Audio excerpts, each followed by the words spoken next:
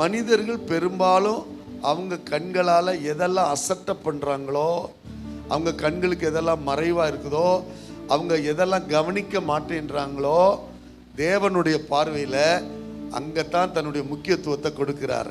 அல்லேலூயா.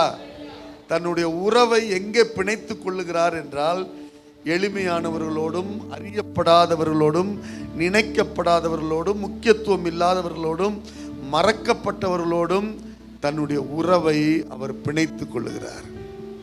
ரொம்ப ஆச்சரியம். ஏசாமியை குறித்து நம்ம சிந்திக்கும் போது இருக்கிறதுலையே சரித்திரத்தை ஆய்வு பண்ணி பார்த்தா கொடூரமான அரசாங்கம் ரோம சாம்ராஜ்யம். அந்த கடினமான ஒரு சூழ்நிலையை தான் ஆண்டவர் தெரிந்து கொண்டார்.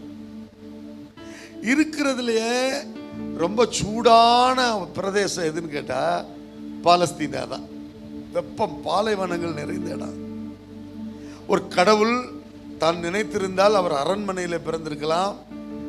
அவர் ராஜரீகமாக நல்ல குளிர் சாதாரண அறைன்னு சொல்லி அந்த காலத்தில் சொல்லியிருக்கு. குளிரூட்டப்பட்ட அறையிலே ராஜா இருந்தான்னு. அந்த குளிரூட்டப்பட்ட அறையிலே அவர் பிறந்திருக்கலாம்.